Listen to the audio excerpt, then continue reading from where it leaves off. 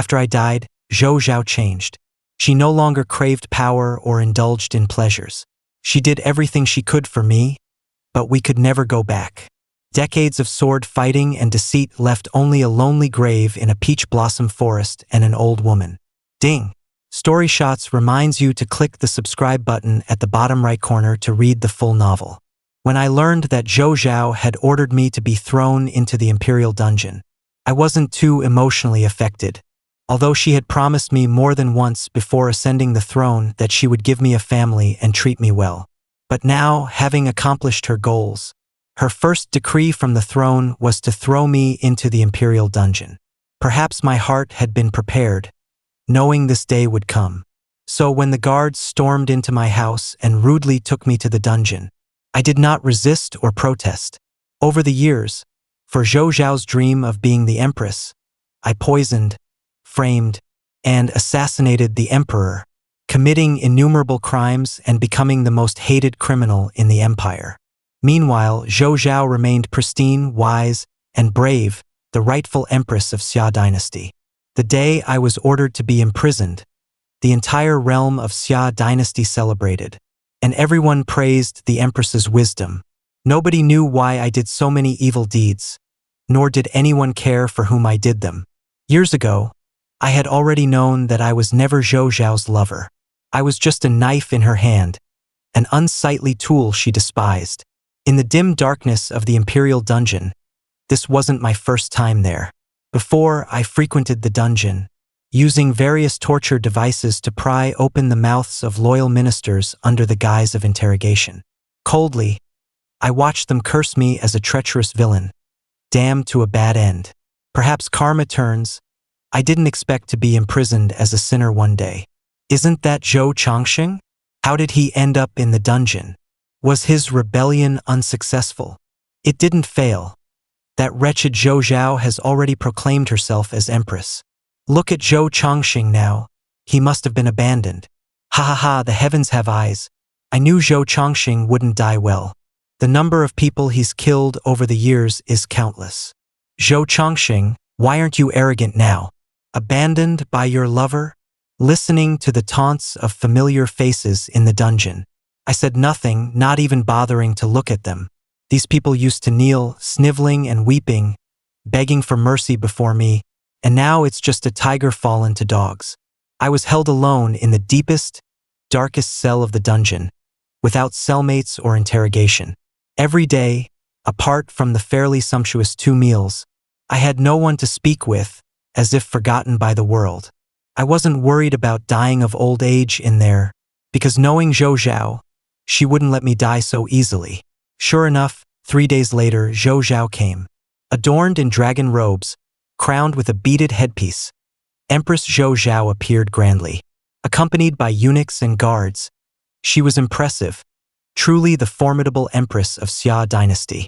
Zhou Zhao came late at night and proactively dismissed the eunuchs and guards, creating a scenario where only she and I were alone.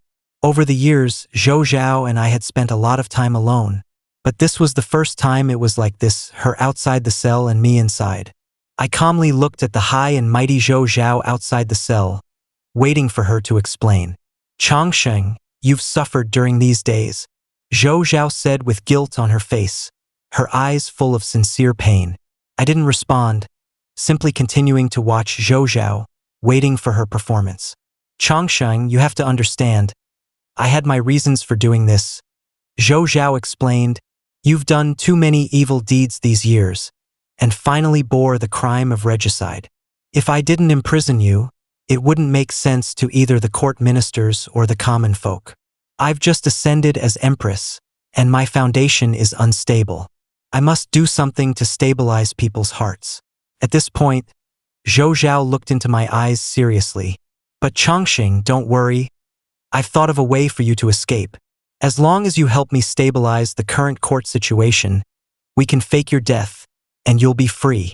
All our efforts these years were to be together legitimately, to live and die together. After listening to Zhou Zhao's explanation, I laughed. If I hadn't known Zhou Zhao's true nature years ago, I might have believed her lies now. At that moment, I still couldn't forget how Zhou Zhao had secretly connected with the Prime Minister to gain his support 5 years ago.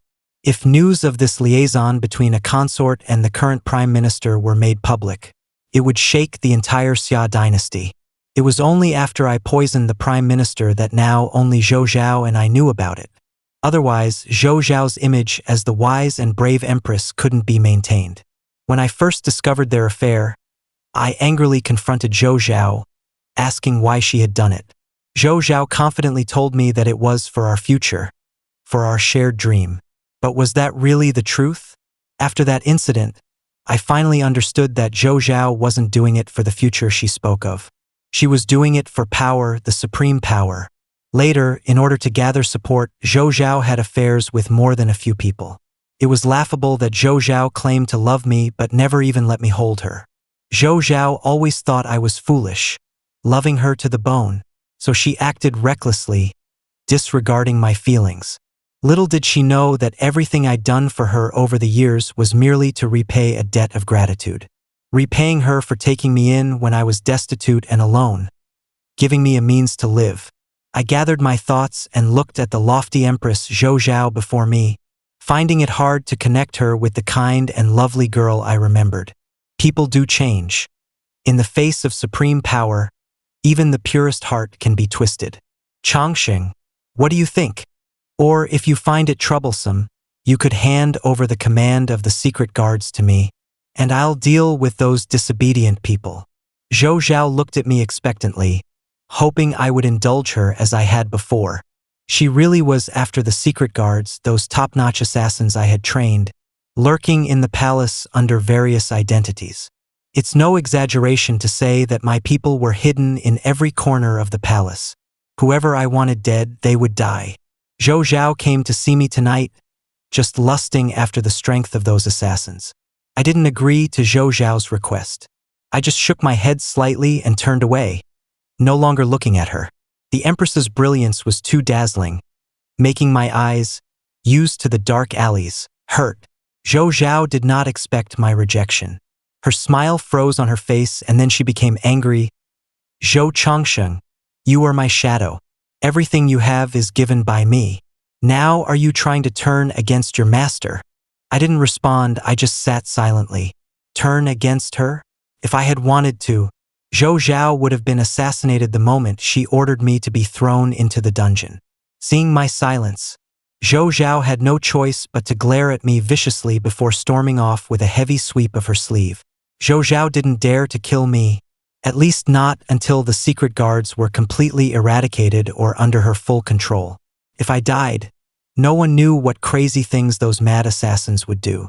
Zhou Zhao was afraid of losing the power she had just gained.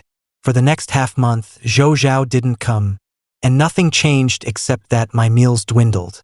Maybe to wear down my patience, my 2 meals a day turned into 1, and the meat and wine became pig slop. Still not enough to fill my stomach, just enough to keep me from starving. In half a month, I became much thinner, practically skin and bones. The secret guards contacted me multiple times, wanting to rescue me, but I refused. The outside world was too noisy. The dungeon was peaceful, it was fine. Half a month later, perhaps thinking the time was right, Zhou Zhao came again. This time she wasn't alone. By her side was a fair, delicate young man. They acted closely. Seeing my weak and haggard appearance from hunger, Zhou Zhao smiled. Zhou Chongsheng, the last time I saw you this thin was when you were a child. Back then, you were a little beggar on the streets, pitifully looking at me, hoping I'd give you something to eat. I didn't say anything, lying on the straw mat with my eyes closed, resting. Seeing I didn't beg for mercy as she expected, Zhou Zhao frowned slightly. She signaled the young man to leave and then opened the cell door with a key. Zhou Zhao walked to my side and looked down at me. Zhou Chongsheng, don't you want to have me? Now I give you a chance. As long as you hand over the command of the secret guards to me, I'll stay with you for 1 night. With that, Zhou Zhao's tone softened, and she sat on the edge of the bed. Chongsheng, I am here. As long as you want, anything goes. She reached out to undo my clothes. I brushed her hand away without hesitation and coldly said, Get out! Zhou Zhao's movements halted. She didn't expect me to ruthlessly refuse her even when she was willing to lower herself. Didn't I love her so much? Didn't I want her so badly? Over the years, despite being powerful and having countless beauties within reach, I hadn't been tempted. Zhou Zhao always thought I did it for her, but now it seemed that wasn't the case. Indeed, I didn't marry or have children because of her in the past. Even when she was chosen by the emperor and entered the palace as a concubine, I still held onto that thought. But after discovering Zhou Zhao's true nature, I gave up on waiting for her. Later, I didn't marry or have children because I had foreseen my end and didn't want to implicate innocent women. Zhou Zhao snapped back to reality, her cold eyes fixed on me. Chong Shing, what do you really want? Tell me. Gold and silver or even your life can be spared. Just hand over the command of the secret guards, and I promise I won't make things difficult for you. What do I want? I don't even know what I want. Years of scheming and deceit have long made me numb and indifferent. Whether it's overwhelming power or gold and jewels, it's all fleeting to me. If I were to truly want something, after careful thought, only one image comes to mind. It was of a girl with oxhorn braids, her features delicate, eyes clear, and a faint smile on her face.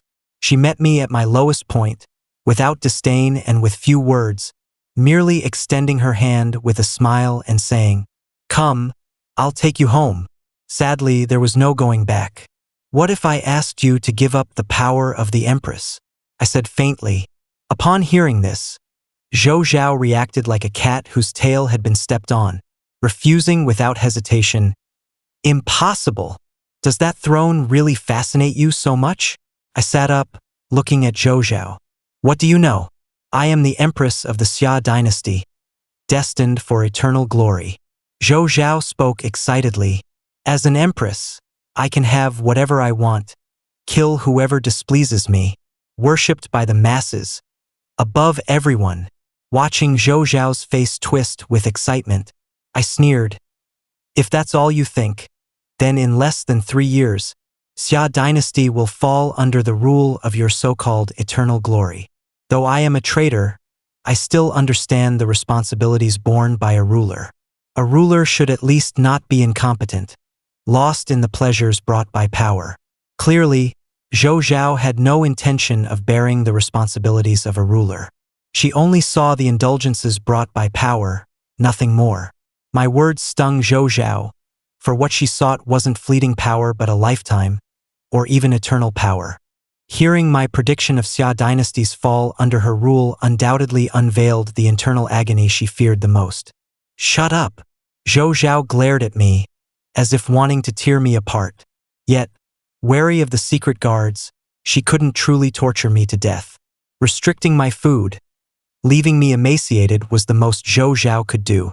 She wasn't sure if pushing further would prompt me to a life-and-death struggle with her. "Think I can't deal with your secret guards?" Zhou Zhao threatened. "Just wait. Once I find them, it will be your end."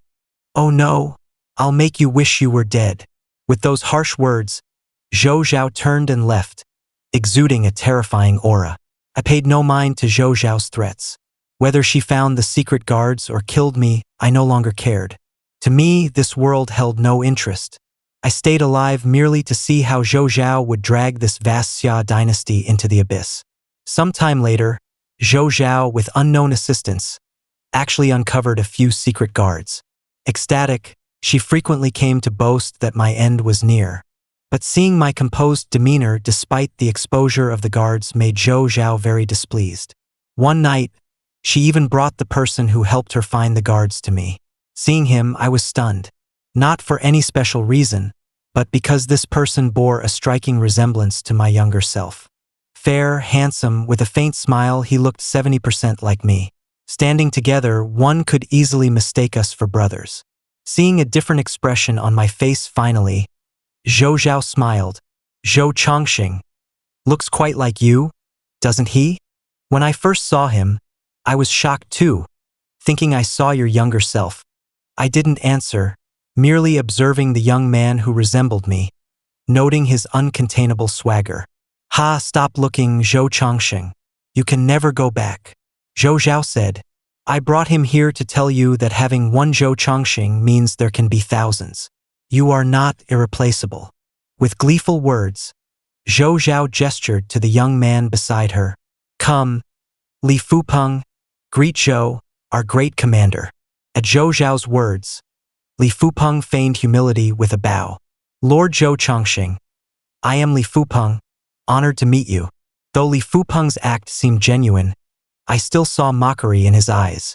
I saw the man's pride inflated by the Empress's favor. Li Fupeng, is it? I rasped. Though you look much like my younger self, your character falls far short. Hearing this, Li Fupeng frowned. What do you mean? Nothing much. Just some advice from an elder. I stared intently at Li Fupeng, making him uneasy. Immediately, I said every word clearly. Before you have absolute strength, don't underestimate anyone, even if he is in a cage. After hearing my words, Li Fupeng was so scared that he broke out in a cold sweat. How could he not understand my meaning? Li Fupeng had long learned from Zhou Zhao about the secret guards under my command and knew how powerful they were.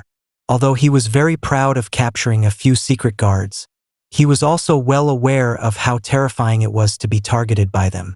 Originally, he didn't want to appear in front of me today, but Zhou Zhao ordered him to come. He had felt some awe initially, but seeing my sorry state in the prison, his respect vanished. The meaning of my words was clear enough. I was telling Li Fupeng that he was targeted by the secret guards and could be assassinated by anyone at any time.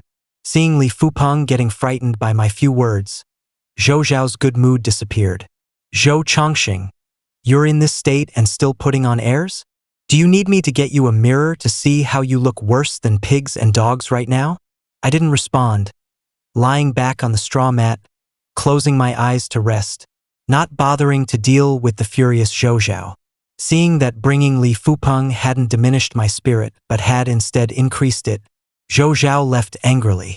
Li Fupeng looked at me with fear in his eyes, seemingly wanting to beg for mercy. But seeing Zhou Zhao leave, he had no choice but to bite his lip and follow. 3 days after that meeting, I received a message from the secret guards. Li Fupeng was dead. The man who resembled me by 7 points, the once high-spirited man, finally died because of his arrogance. I had no emotional reaction to this. It was only natural. What I didn't expect was that Li Fupeng's death had such a big impact on Zhou Zhao that it sobered her up from being blinded by power. That day, Zhou Zhao softened towards me, and I finally heard an apology from her. That day, she didn't wear her proud royal robe but a simple and clean plain dress. She didn't bring any of her usual entourage but walked alone into my cell, quietly staring at me. Li Fupeng is dead, right in front of me, Zhou Zhao said. I nodded, openly admitting, I know, I arranged it. Zhou Zhao's face showed a complex expression. If you could kill Li Fupeng so easily, does that mean you can kill me just as easily? This time I didn't speak, which was a tacit admission. In that case, why don't you kill me? Zhou Zhao was puzzled. You obviously don't like me anymore, having been betrayed by me, thrown into this prison, and tortured to this state. Why? I fell into deep thought, unsure of the exact reason. I just felt that if I killed Zhou Zhao like that, it would be a bit lonely. Zhou Zhao was one of the few I could talk to. These years, I had no friends, only many enemies, always thinking about how to usurp the throne. Now I succeeded, but suddenly I had no goal. Seeing I couldn't explain, Zhou Zhao began undressing, standing naked before me. Zhou Chongqing, do you really not like me anymore? I looked at Zhou Zhao's white body, the woman I once dreamed of in my youth, feeling no emotion. Seems to be no different from other women. I chuckled lightly, turning my head away from Zhou Zhao. Seeing my reaction, Zhou Zhao's body trembled slightly, tears welling up in her eyes. Zhou Chongqing, when did we become like this? I didn't know how to answer her. Sighing, put your clothes back on. It's not good if someone sees. You are the Empress. Standing naked in front of a prisoner, word would damage your reputation. Hearing my words, Zhou Zhao's tears flowed down her face. Zhou Chongqing, I wronged you. You can leave. I'll set you free. to live a peaceful life. I know, I've always known you don't like the smell of blood. You don't like schemes and intrigues. You like flowers, sunshine, a peaceful and quiet life. Facing Zhou Zhao's sincere words, I was slightly surprised but quickly came to my senses. I looked down at my dry hands, seemingly seeing the indelible blood. With a helpless smile, "It's too late, Zhou Zhao. My sins are too heavy. I'm hated by gods and men. It is difficult not to die to quell public anger. They're waiting below for me, ready to tear me apart, to drag me into the 18th layer of hell, never to be reborn. No, as long as I'm here, no one can hurt you." Zhou Zhao's tone was obsessive. "I'll build a temple for you, have monks chant sutras for your soul. No one can hurt you, no one." I looked up at Zhou Zhao, seeing her earnest eyes, momentarily seeing the woman I once knew. "Zhou Zhao, whether you're speaking the truth or not, I am happy." I smiled. "But none of this matters now. I'm already tired. Even breathing feels heavy. Order my execution. I won't resist. I won't hand over those secret guards to you, but they won't hinder you either. Just remember, I, Chong Shing, have wronged the people of this world. So, anyone in this world can scold me, insult me, and speak ill of me. But you, Zhou Zhao, I have never wronged you. Therefore, you can't." At this moment, I finally knew what I wanted. It wasn't power, wealth, or even survival. I just wanted an apology, one that came 10 years too late.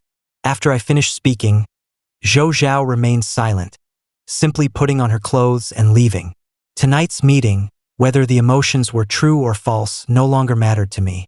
This 10-year nightmare should end. After Zhou Zhao left, I sat alone in the cell. For some reason, I recalled the first person I killed. He was a street thug, killed by me in a dirty alley for harassing Zhou Zhao. It was my first time killing, and it frightened me so much that I turned pale and trembled, unable to eat for days. Zhou Zhao comforted me, saying I had rid the people of a scourge and avenged her, which gradually helped me recover. Over the past 10 years, directly or indirectly, countless people died by my hand. I was no longer that young boy who would hide under the covers and cry secretly in fear. The last person I killed was the Emperor, stabbing him in the heart with a dagger hidden in my sleeve without any mercy. Despite his struggle and surprise, despite his warm blood flowing over my hands, my eyes remained cold, unfazed by the regicide. That day, there were no miraculous signs from the heavens, no thunderbolts striking me down. I understood that emperors were human too, capable of being killed. At that time, Zhou Zhao was right beside me, her eyes shining and filled with excitement. She could finally become the empress she had always dreamed of. Now, having survived countless dangerous assassinations and the power struggles, it seems fitting that I should die by the hands of Zhou Zhao, whom I've been with for 10 years. Perhaps this is karma. Zhou Zhao ordered that I be executed in 3 days publicly. When Zhou Zhao gave this order, the court was shaken, and the entire nation rejoiced. Some celebrated, some spat, and some were gloating, but none of this mattered to me in my cell. For the last 3 days, my meals were lavish. All kinds of fish, meat, and delicacies were brought to me if I desired them. After my execution order was given, the secret guards contacted me multiple times. They wanted to rescue me and assassinate Zhou Zhao, but I refused them all. I gave the secret guards one final order: live well and enjoy life. Do what they want to do, live the life they want to live. Power and wealth are meaningless. Being oneself is what matters most. In the final 3 days, Zhou Zhao did not come to see me, nor did I wish to see her. Our last unspoken agreement was not to disturb one another. I thought that even deep youthful passions could turn into mutual disdain, staring at each other with only disappointment remaining. 3 days passed in the blink of an eye, and the day of my execution arrived. It was a sunny day, in spring, with the scent of flowers in the air and the warmth of sunlight on my skin. I woke up early, casually ate some food, drank a pot of old wine, and was then escorted to the execution ground.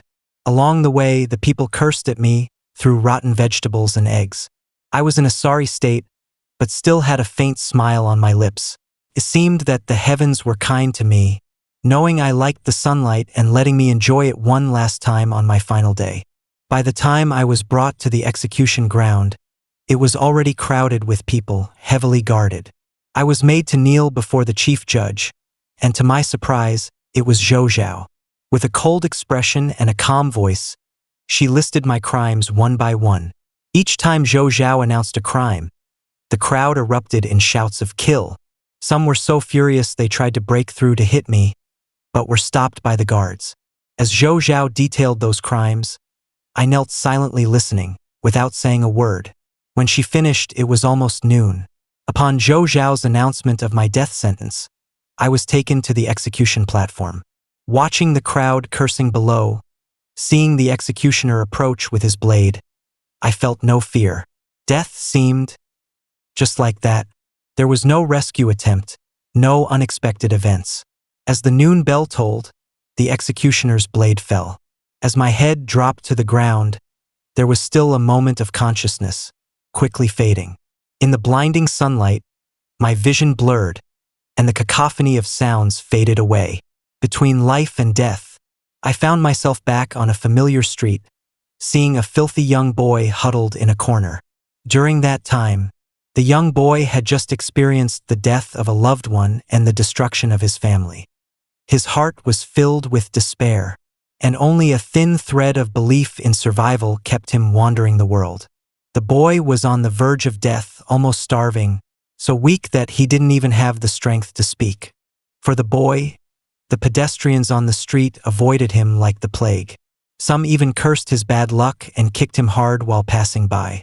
Just as the boy was about to completely give up on life, a delicate girl with oxhorn braids walked towards him. She approached him and, without any hesitation, extended her hand. "Come, I'll take you home." The boy was stunned and confused.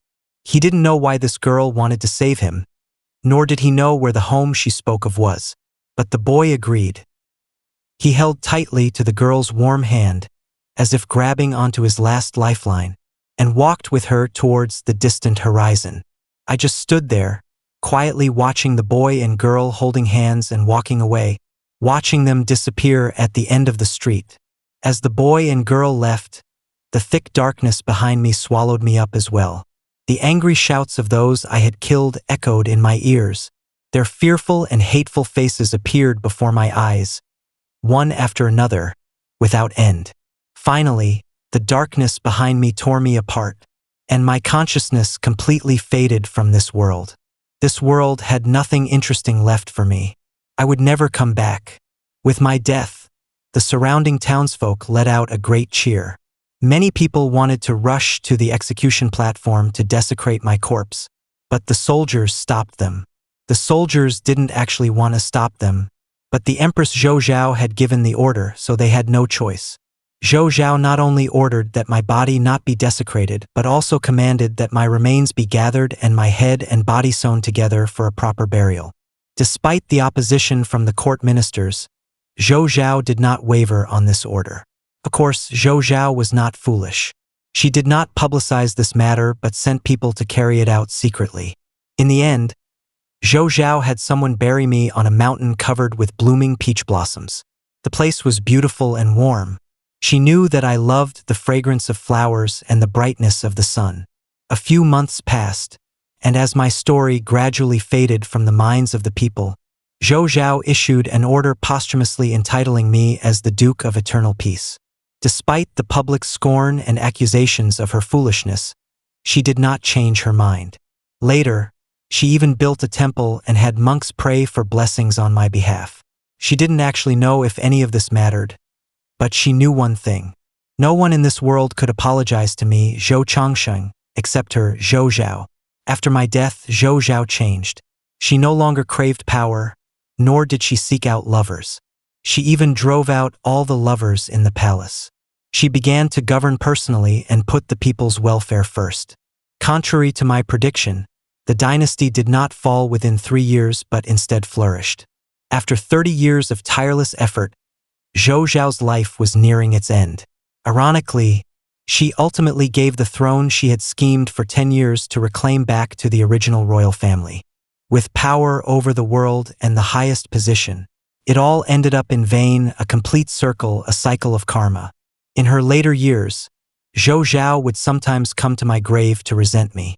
She resented me for dying so decisively, leaving her alone to atone for her sins in this world. She resented me for indulging her arrogance and willfulness, never teaching her the virtue of contentment. She resented me because, after all these years, I had never visited her in her dreams, not even once.